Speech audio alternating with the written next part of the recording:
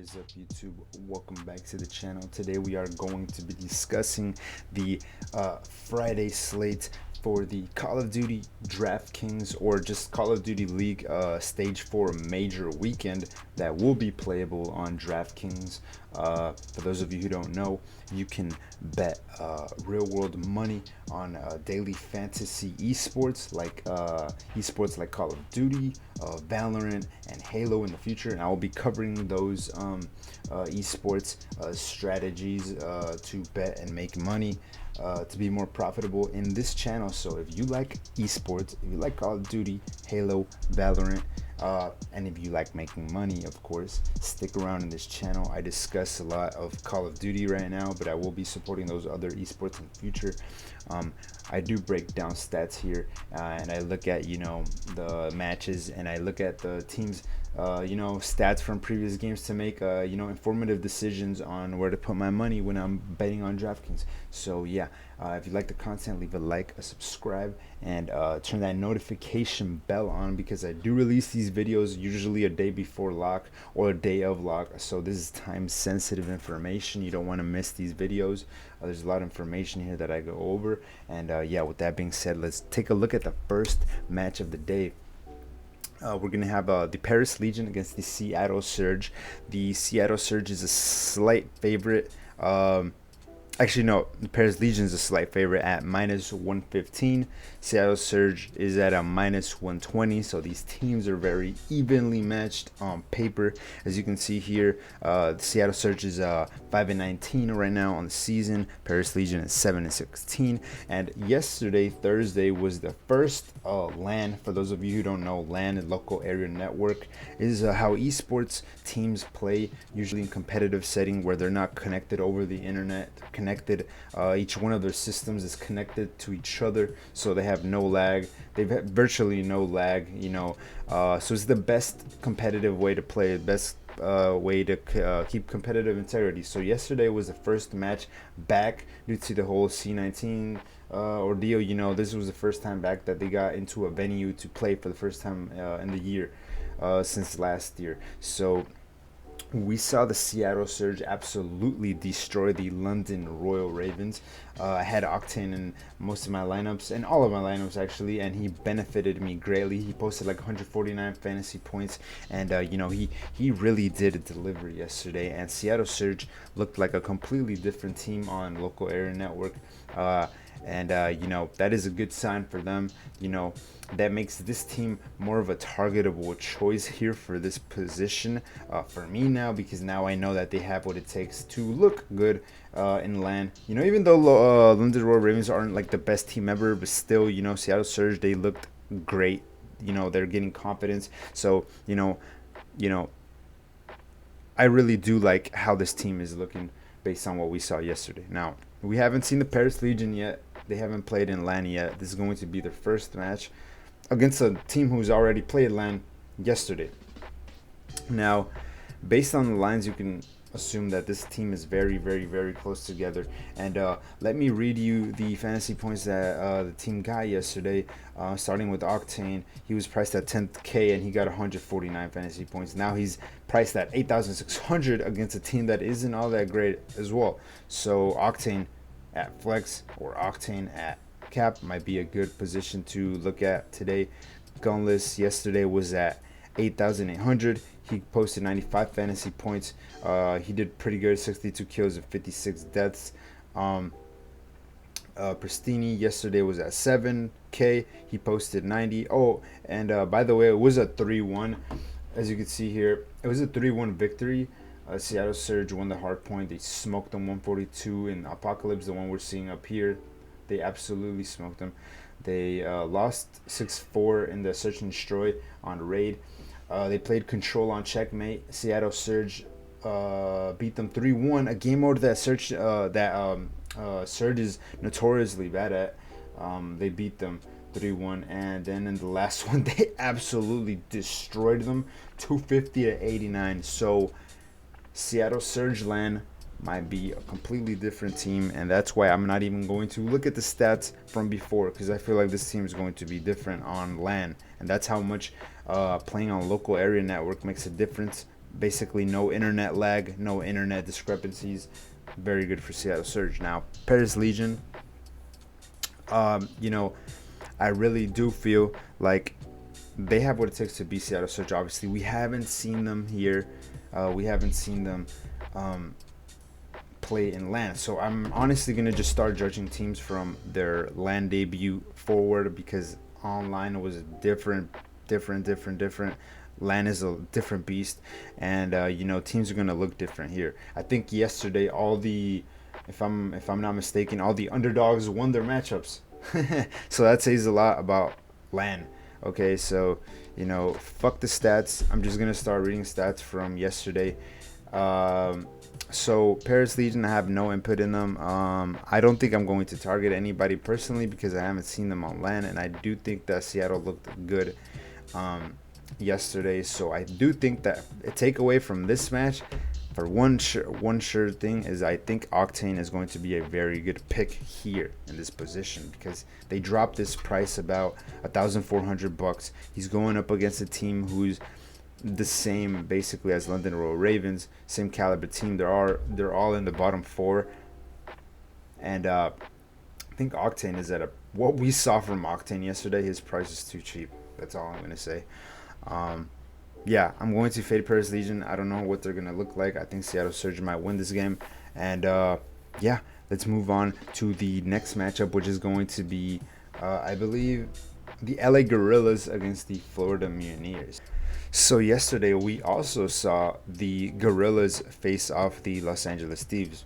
However, the Los Angeles Thieves had an unfortunate situation with one of their players, Huke, that could not play due to unforeseen circumstances. He couldn't play. Last second they had to pick up a bench player, Draza. Even though Draza's pretty good, but you know, you never want to do that to a team because they have game plans that they execute with certain players. So LA Thieves got dealt, you know, a bad card yesterday. I don't want to judge them by that performance. However, LAG capitalized on that. They capitalized on a team that hadn't practiced together in a minute, and they came out 3-2 in the end. They won the series. As you can see here, though, they got absolutely smoked in the first hardpoint and Garrison. Not a good map for the Guerrillas. The Search and Destroy, they won 6-5, pretty close. The Control, surprisingly, they won as well, 3-1. They got smoked again in the hardpoint, 250-114. They got absolutely destroyed. And then in the last Search and Destroy, they won 6-3. So as you can see here, LA Guerrillas really bank on those Search and Destroys. Those are their game modes that they hope to win. If they don't win both searches, you already know they're not going to win the series, because as you can see here, they're not doing too great on the hard points. They're getting smoked by the LA Thieves. Even though the LA Thieves hadn't practiced with that squad with Draza, they're still getting smoked. So what does that tell you? They're not really good at hardpoint. On the other hand, Florida, which I'm not going to look at their VODs, or I'm not going to look at their stats right now because they haven't shown us what they got on LAN. Officially on paper, though, they are a better team. They are a way fucking better team than the Los Angeles Guerrillas. So based on this, I'm just going to go on out a limb and say that Florida Mutineers is going to 3-0 LA Guerrillas. I do believe that's going to happen, unless they lose like one surge. But I do think for the most part, Florida Mutineers are going to win. And Vegas seems to agree with me. The odds at Bovada sit at a -375 for the Florida Mutineers. They sit at a +260 for the LA Guerrillas. I do agree with these odds very much. And based on the game that we saw yesterday, it might have looked like, okay, yeah, they won, but they got smoked in both hardpoints. You got to remember, hardpoint is very important. And Florida, they're not too shabby at Search and Destroy too, so that doesn't make me comfortable at all with anybody on the LA Guerrillas side. With that being said, I'm going to be fading Guerrillas myself. If I were to look at the Florida Mutineers and I would have to pick a couple players from there, looking at Skies, he's the most expensive, absolute beast. Last 5 games, he's posted upwards of 100 fantasy points. His price has skyrocketed massively. He's going to be priced at 9K for this matchup, and I think that based on what he's been freaking doing, 9K is a pretty reasonable price for him. Pretty good price considering they have the chance to 3-0 the LA Guerrillas. And maybe not a lot of people are looking at him because they're probably looking at the FaZe players and they're like, oh, FaZe here, FaZe here. But Florida Mutineers are poised to get a 3-0 here. I do strongly believe that. Let's look at Awakening. I really love Awakening, but he has been a little inconsistent. You know, he's always up and down, up and down. But for the past 4 games, he has been consistent. Florida Mutineers has stepped up their game, and I really like that about them, that they're like, you know, starting to look a little bit more consistent. All of this squad is looking very strong. Awakening at 8,400, I think, is a very exceptional value, and at 12,600, I think he's a very good value at the captain position. Capability of a 3-0 sweep here, but don't take my word for it. Just look at their stats. I mean, I know I'm not considering any stats from online, but still, this team is pretty strong. And if LA Guerrillas could have beat the LA Thieves on land, like, I do think Florida Mutineers is just gonna come out here and take a 3-0. So if you look at Havok, 10,500 for the cap, 7,000 for the flex. He's a little bit less consistent. He's more of a, I guess, support player in some way, shape, or form. He doesn't really, you know, get too many slaying kills. But Havok could be a good play if he has even a decent game at and I have his numbers wrong here. My bad. Havok is actually at 10,500 for the captain position, and he's at 7,000 for the flex position. So at 7,000, I don't like Havok at all. But if they get the sweep, he's gonna get that 40 extra points. It's gonna be good for him. Neptune, 12,000 for the cap, 8,000 for the flex. Neptune is in a good position too. Dude is a beast. He posts upwards of 50 kills every single match for the most part, and he's almost always negative, but I'm not negative, positive. Good play. I think everybody here in the Florida Mutineers has potential of being a really good investment in your money for today.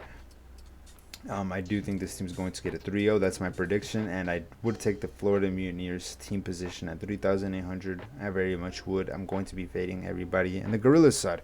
So those are my thoughts on this match specifically. With that being said, let's move on to the next matchup, which I believe is going to be Dallas Empire versus the Toronto Ultra. Well, you look at that view of Dallas, Texas. Beautiful, beautiful city. Beautiful city down in Texas, where I'm from. For this matchup, I'm stupid. Let me change it. For this matchup against the Dallas Empire and the Toronto Ultra, it is going to be an interesting one to watch, because as we can see here, the Dallas Empire, you can't make this up, man, absolutely destroyed Optic Chicago 3-0 on LAN. Optic Chicago had been talking shit for the longest that, wow, they were going to be so much better when they went back to LAN, and that LAN is a different environment, and, you know, everybody plays different on LAN. Well, yes, they were in fact right, and they were the ones to burn themselves, because even though they beat Dallas Empire 3-0 online, they came to the LAN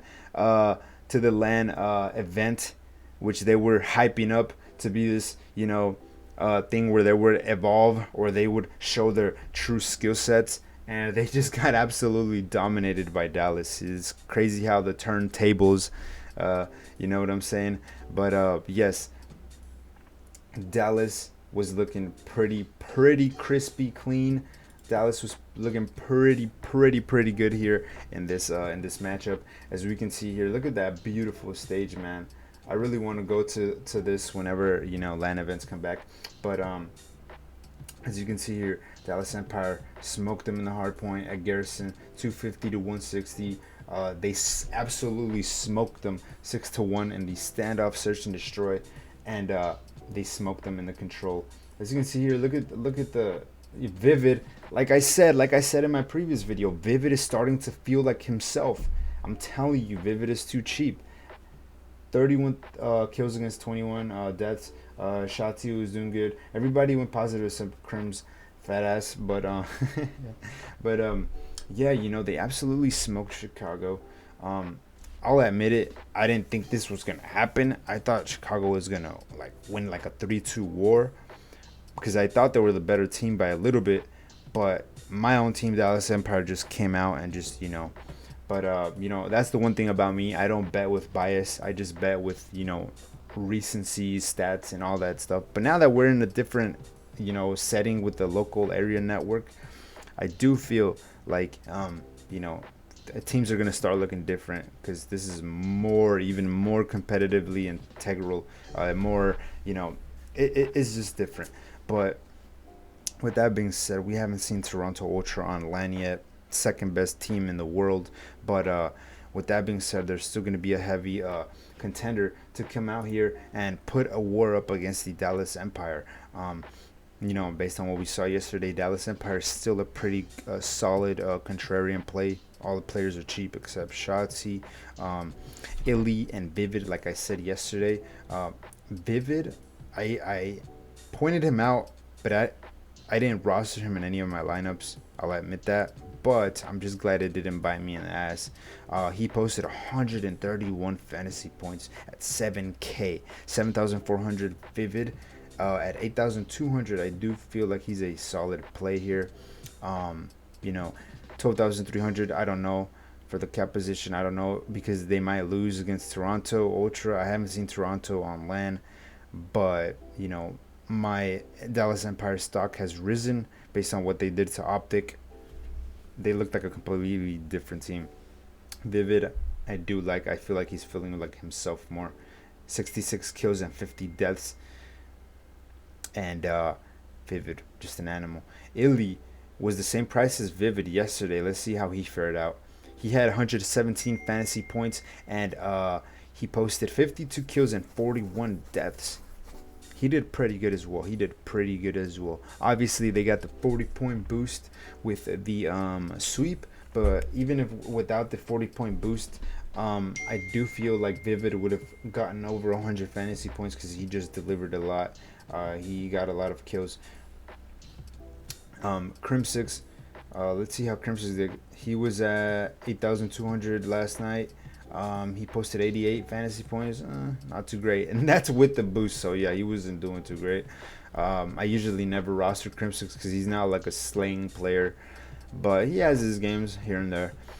Shotzi, I believe, did great as well. He was sitting at 9,400 yesterday. He posted 123 fantasy points against Optic. That's with the 40-point boost. He posted 55 kills with 41 deaths. He did great too. You can see him jumping off of stuff, killing people left and right. Honestly, I don't know how Ultra's gonna look, so I'm gonna go out on a limb and say that the only players that I would target here would be Bance at 8,200 or Kleenex at 8,600. I feel that how we saw Dallas yesterday, that merits that they are going to be looking different going into the future, and I'm going to give them the benefit of the doubt that they're going to get significantly better because I know what this team is capable of doing. So I'm not going to say Toronto's going to come out here and 3-0 them or 3-1 them. No, I do feel like this can go a 3-2. This has capability of being an all-out war. And I'm going to be targeting the cheaper players so I can, get some of that share in this matchup, and it doesn't have to necessarily be at a high price. I think Cammy 9,800. Yes, Cammy has been doing freaking amazing, and he's been destroying everybody with his team, of course.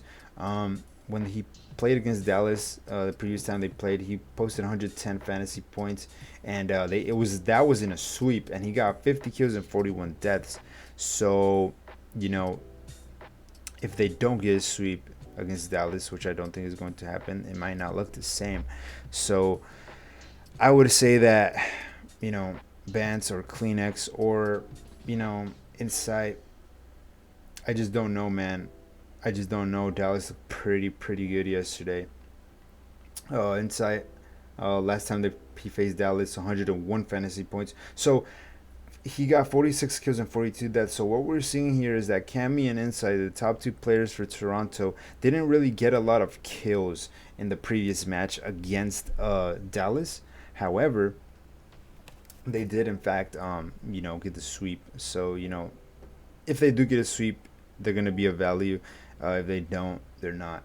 I do think Vivid best value play here alongside Kleenex or Bant. Those are my picks for this matchup.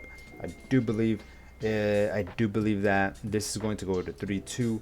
I am going to say Dallas Empire because I feel like they got momentum now, and I'm going to be supporting my team for this one. I do believe they have what it takes to beat Toronto. And yeah, with that being said, let's look at the next and last match in Atlanta versus Minnesota. So we saw an absolutely disgusting Minnesota yesterday against the New York Subliners. This is another team that had an unfortunate situation happen to them. New York Subliners, they lost one of their players, Asim, because he's stuck in Canada. He couldn't come down to the United States, down here to Texas, to the LAN event. He couldn't play with his team, so they had to pick up this Decimate guy who would, from what I hear, didn't even want to be there. This just, I said it yesterday, I didn't know how they were going to come out with this player, even though the team were good themselves. But when you add a player last second and they're just not willing to be there, or they just they don't have the energy to be there, you're just not going to do anything with that. Minnesota capitalized. They came out and they swept the New York Subliners. As you can see here, we saw Clay. He got up mad. He was like, man, fuck this shit. Man, this guy has some heart. I respect him. But that's how it goes sometimes, man. Minnesota looked pretty good. I do not think this is going to repeat themselves. And I keep forgetting to change this shit. I don't think this is going to repeat against this fucking monstrosity of a team. Fucking Atlanta FaZe, man. Best team in the world right now. I do not think they're going to do that against FaZe. I do think that they can take a map from FaZe. I don't know. It might be hardpoint. It might be a control. No, I don't think it's going to be a control. But as you can see here in the odds, man, Vegas thinks the same as I do. Atlanta FaZe minus 750 to win. Minus 750 to win. Minnesota sitting at a plus 425. That is insane. I do believe it's not going to be a sweep, but look at these lineups. Priesta absolutely helped me cash in all my lineups yesterday. Absolute monster. But as you can see here, yeah, Minnesota, pretty good team. Capitalize on New York Subliners' unfortunate situation. But Atlanta, man, Atlanta's just a beast of a team, and I do feel that in LAN they're going to absolutely dominate. So with that being said, I do believe Arcides at 8,800 is the most expensive I've ever seen him. Arcides is one player who I have in the past helped make me a lot of money because I just see the capability he's had, and he's always been a cheap player, but he's always been on the best team in the world, which I don't understand why he is so cheap. But now he's starting to, his price is starting to hike up and up and up and up. And at 8,800, I feel that if they don't get a sweep against Minnesota, that value might not pay off for Arcides, not because he's not a good player, but because I feel like sometimes when they go game fives, FaZe naturally, sometimes they don't get as many kills. I don't know why. They're just fundamentally a good team, so they don't really have to slay too much. They just know positionings and spawns, and they remove the team. When it comes to hard points and stuff, they make sure that they control the spawns to where the teams have to run to them every time to the objective, and they really know how to control the map pretty good. So I feel like the value here lies in a player like I would have to say Arcides because he's the cheapest one. But if I want a lot of kills, I would have to say maybe Celium at 9,400. Celium at 9,400 for the flex. He has not posted a game under 100 fantasy points in the past 5 games that they've played, 5 matches that they played, as well as a BZ. Just monsters at the game, man. A BZ also past 4 games he hasn't not posted 100 fantasy points, as well as Simp. This is a team where Simp has been absolutely amazing. For the last six games, he hasn't posted a game under 100 fantasy points. So I'm just gonna say, man, any of the face players are good plays here. I would stick to the two cheapest naturally, because if they do get a 3-0, I would get a share of this team at a cheaper price, even though obviously Simp and Abizi would get a little bit more points, but still they're going to be heavily favored, and you always want to be contrarian in your lineups. You don't want to get what everybody else is getting. So with that being said, base team position at 4,000, I think there's better value, because I do think Minnesota Rocker can take a map. They can take a map. With that being said, Priesta at 7,000 and 10,500 at the captain position. As you can see here, Priesta's a glitch. Who can stop Priesta? I'm telling you, he's a beast, man. At 10,500 for the cap position, he's always a good play. And if this series goes to a game 5, you can bet your ass he's going to cash in on some lineups. He's the only player I'm going to be looking at here, because I do think Minnesota is going to lose. But other than that, all phase players and Priesta are the good values here in this situation. Minnesota Rocker team position, I wouldn't target that. I really do strongly think they're going to lose. And with that being said, those are my thoughts on, and you can see here's the bracket before the matches start.